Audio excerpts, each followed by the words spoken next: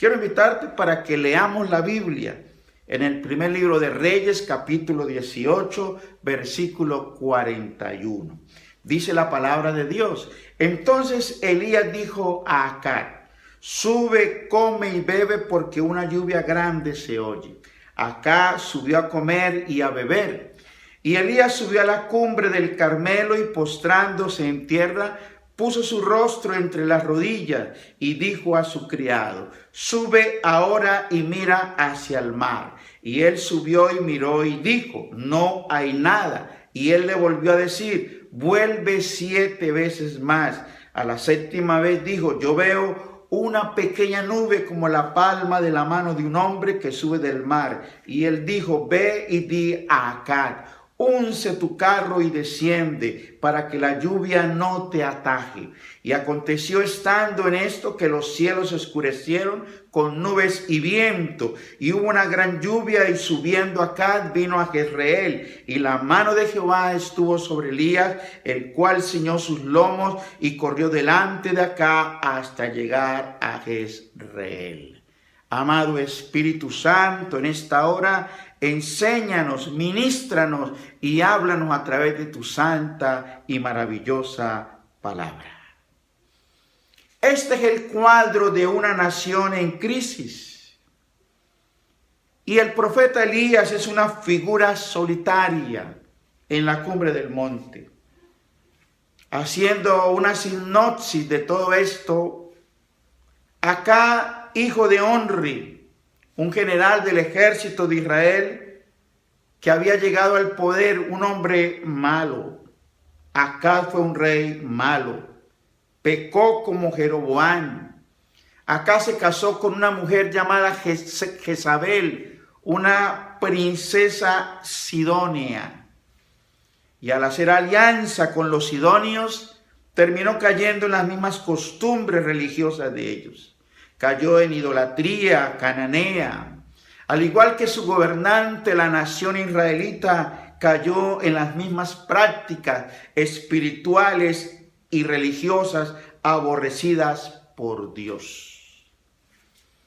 Costumbres abominables, como las costumbres de los cimientos, donde los hijos primogénitos eran enterrados en los cimientos de una nueva casa, como lo han descubierto los arqueólogos.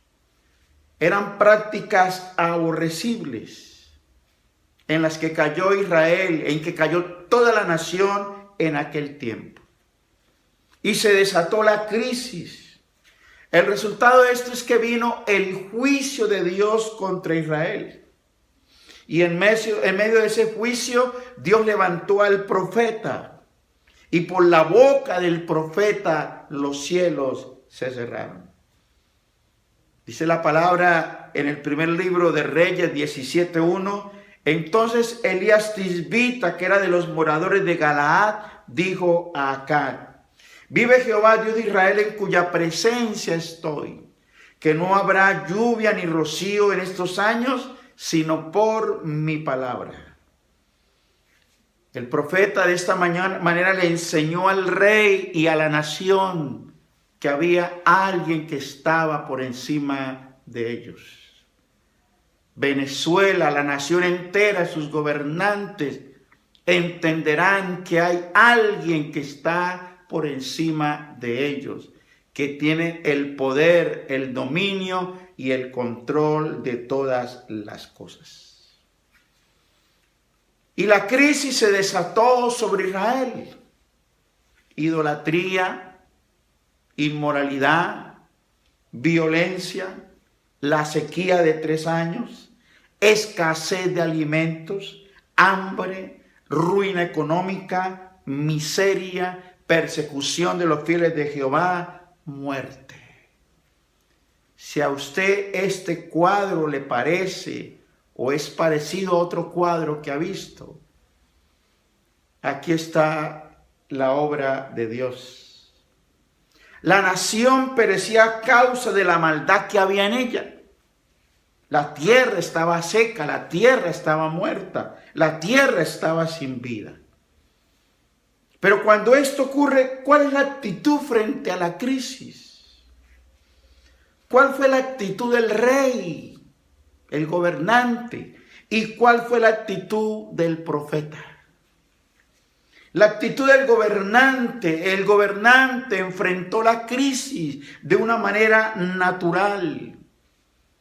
Él subió a comer y a beber, como dice la palabra. Una respuesta humana, una respuesta carnal. Un hombre que afronta el juicio y la crisis sin temor de Dios, sin sabiduría. Y así vamos a encontrar muchas personas. Así vamos a encontrar gobernantes, funcionarios, sin temor de Dios, asumiendo la crisis. Vamos a encontrar ministros asumiendo la crisis de esta manera, dejando de lado su responsabilidad y solo pensando en satisfacer sus necesidades, su fe, su religión, su política. Y entonces toman decisiones erradas. Acab afrontó la crisis de manera natural, subió a comer y a beber. Pero cuando hablamos del profeta Elías, el profeta asumió la crisis de una manera sobrenatural. Porque mientras el rey subió a comer y a beber, el siervo de Dios subió a la cumbre del monte Carmelo. Una respuesta espiritual, una búsqueda de Dios. Allí colocó su rostro entre sus rodillas, allí contra el piso, implorando y clamando a Dios.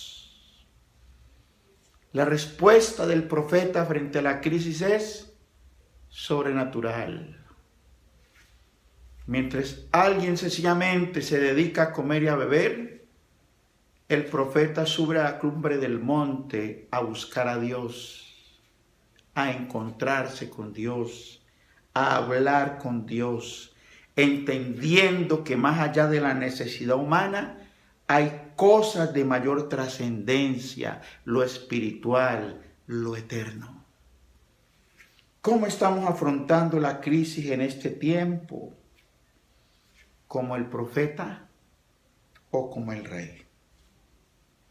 Lo cierto es que Elías había entendido los tiempos de Dios. Y está allí en la cumbre del monte buscando a Dios. Lo que la nación necesitaba en ese momento era lluvia, agua que alimentara la tierra, que volvieran los arroyos, que las plantas volvieran a brotar y dieran su fruto para que hubiera alimentos. Que los ríos y los arroyos volvieran a sus cauces para que el ganado y las personas pudieran beber y no morir. Lo que la tierra necesitaba era una gran lluvia. Pero ¿quién podía hacer eso? Solamente Dios. Y Dios lo quería hacer a través de su siervo que se humillaba allí en la presencia de Dios. Este maravilloso evento es Venezuela se humilla. Y los primeros que se tienen que humillar son los ministros, son la iglesia, el liderazgo. No es tiempo para comer y beber. No es tiempo para estar preocupado por nuestras necesidades. Es tiempo para buscar el rostro de Dios. Es tiempo para clamar sobre una gran lluvia que caiga sobre todo el territorio venezolano. Y estando allí, Elías le habla a su siervo. En el versículo 43 del capítulo 18, y dijo a su criado, sube ahora y mira hacia el mar. Y él subió y miró y dijo, no hay nada. Y él le volvió a decir, vuélvete 7 veces. A la 7ª vez dijo, yo veo una pequeña nube como la palma de la mano de un hombre que sube del mar. Y él dijo, ve y di acá, unce tu carro y desciende para que la lluvia no te ataje. Y aconteció estando en esto que los cielos se oscurecieron con nubes y viento, y hubo una gran lluvia. Y subiendo acá vino a Jezreel. Elías le dijo a su siervo, mira hacia el mar. Y él subió y miró y dijo, no hay nada. 7 veces fue. Quizás hay momentos en que miramos en todas las direcciones y decimos, no hay nada. Esto parece que no va a cambiar. Aquí parece que no va a suceder nada. Pero mientras el siervo miraba, había uno que estaba de rodillas, había uno que estaba clamando a Dios, había uno que estaba humillado. Y mientras el siervo iba y miraba, allí había un hombre en la cumbre del monte, humillado en la presencia de Dios. Y a la 7ª vez dijo, veo una pequeña nube. Y el que estaba humillado entendió, esta es la respuesta de Dios. Y entonces se desató una lluvia tremenda. Y yo quiero decirle en esta hora, en este día de humillación, amada Venezuela, lo que estamos necesitando es una gran lluvia. Lo que estamos necesitando es subir a la cumbre del monte, buscar el rostro de Dios y humillarnos por una gran lluvia. Estar en la cumbre del monte buscando el rostro de Dios y pidiéndole al Todopoderoso que envíe una gran lluvia, porque Venezuela está sedienta, su tierra está sedienta y necesita una gran lluvia. La lluvia en la Biblia, una de las tantas comparaciones que se usa en la Biblia, es avivamiento. Lo que Venezuela necesita es un gran avivamiento. Que usted y yo estemos de rodillas, humillados, clamando delante del Dios Todopoderoso para que envíe un gran avivamiento. Y el avivamiento tiene que empezar por nosotros. El avivamiento tiene que empezar con los pastores, el avivamiento tiene que empezar con toda la iglesia en Venezuela. Cuando usted mira la historia de los avivamientos, ellos se producen en tiempos de profundas crisis. Los avivamientos se producen cuando el pecado, cuando el cansancio, cuando la apatía, cuando la indiferencia han tomado el lugar del Espíritu Santo en la iglesia. Allí era tiempo de grandes decisiones, determinaciones. En estos días no podemos estar ocupados en otras cosas. No podemos estar mezclados en luchas políticas, no podemos estar mezclados en situaciones humanas. Tenemos que estar en el monte clamando por una gran lluvia, clamando para que el Todopoderoso envíe un avivamiento grande y muy grande sobre nuestra nación venezolana. Un avivamiento sin precedentes como nunca antes. Estaba mirando y la palabra avivamiento hace referencia a algunas palabras que aparecen allí en la Escritura. Avivamiento viene de avivar. Avivar. Pablo le habla a Timoteo en la 2ª carta, capítulo 1, versículos 5 al 8. Y entre todo lo que le dice, por lo cual te aconsejo que avives el fuego del don de Dios que está en ti. Tenemos que avivar el fuego que se ha venido apagando. Tenemos que volver a avivarlo para que la llama se vuelva a encender una vez más y alcance toda su fuerza y todo su poder. Pero avivamiento también significa renovar. El salmista, Salmo 51:10 decía: crea en mí, oh Dios, un corazón limpio y renueva un espíritu recto dentro de mí. Renovar es reanudar una relación. Renovar es volver al primer estado, volver al comienzo, al principio. Necesitamos renovar nuestra relación con Dios. Necesitamos volver al origen, al comienzo de nuestra comunión, de nuestra renovación con Dios. Pero avivamiento también es restaurar. Y restaurar significa recuperar, reparar, volver a poner aquello que fue destruido con el paso del tiempo, volverlo a colocar como al principio, volver a construir. A veces nos sucede lo de una casa, que al principio era bonita, hermosa, pero pasó el tiempo y la casa se envejeció, la casa se agrietó, se cayó parte del techo, de las paredes, quedan escombros de la casa. ¿Qué significa? La casa tiene que ser restaurada. Algunos nos hemos deteriorado en nuestra relación con Dios. Algunos nos hemos deteriorado en el ministerio. Necesitamos ser restaurados. La iglesia necesita ser restaurada. Pero también hay otra palabra que es refrigerar, que significa refrescar, reposar, renovar un sentimiento, lazo de experiencia. Hechos 3:19 dice: así que arrepentíos y convertíos para que sean borrados vuestros pecados, para que vengan de la presencia del Señor tiempos de refrigerio.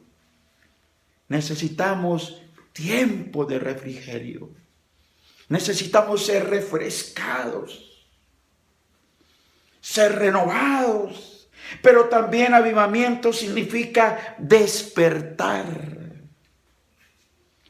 Y me encanta lo que dice en este aspecto Lucas 15:17, hablando del hijo pródigo, cuando dice: y volviendo en sí. Está hablando de aquel que por el pecado se quedó dormido.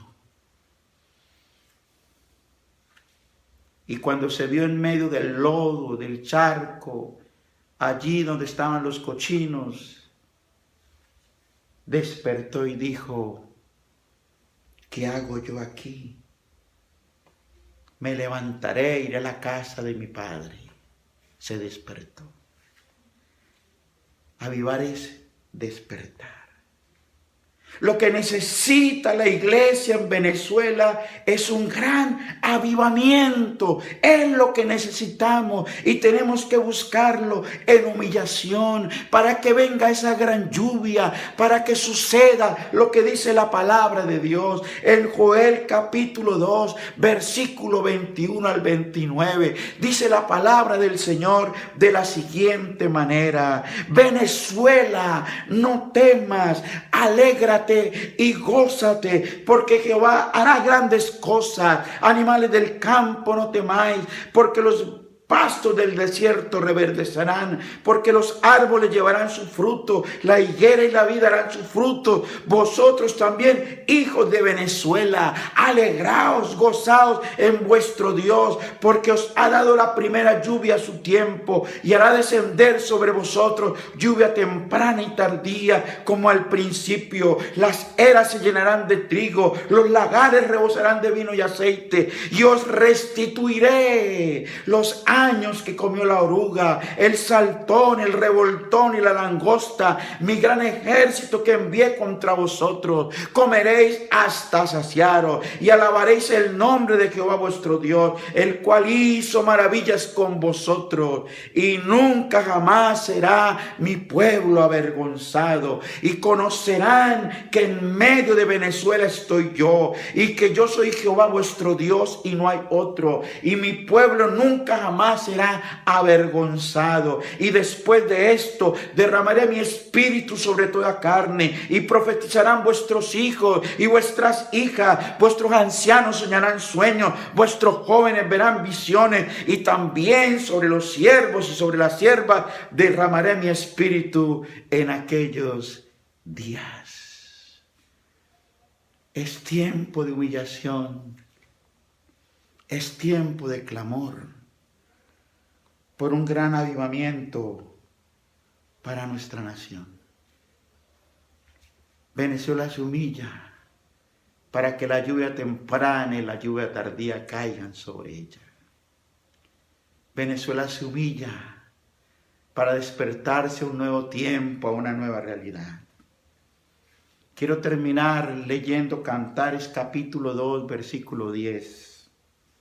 Mi amado habló y me dijo: levántate, oh amiga mía, hermosa mía, y ven, porque he aquí ha pasado el invierno, se ha mudado la lluvia, se fue, se han mostrado las flores en la tierra, el tiempo de la canción ha venido, y en nuestro país se ha oído la voz de la tórtola, la higuera ha echado sus higos, y las vides en cierne dieron su olor.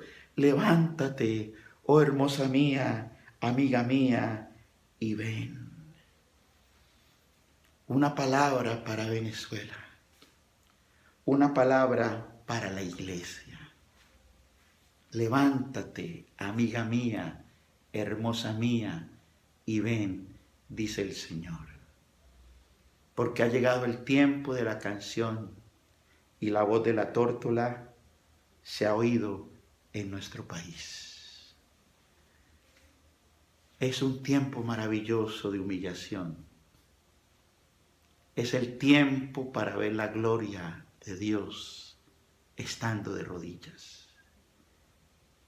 Te invito que ahí donde estás incline tu rostro.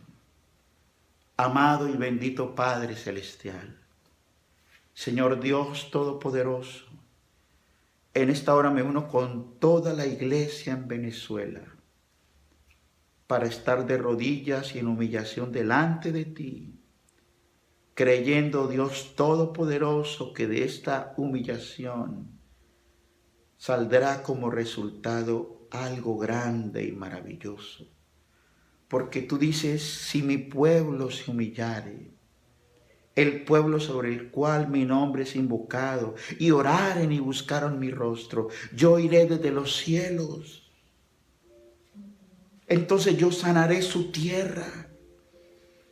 Este es el tiempo de la sanidad y la bendición de Dios para la tierra venezolana. Yo lo creo en el nombre de Jesús y te invito a declararlo, te invito a confesarlo en esta hora en el nombre de Cristo Jesús. Es el tiempo de la canción, es el tiempo de lo nuevo de Dios. En humillación veremos esa nueva realidad de Dios para toda Venezuela.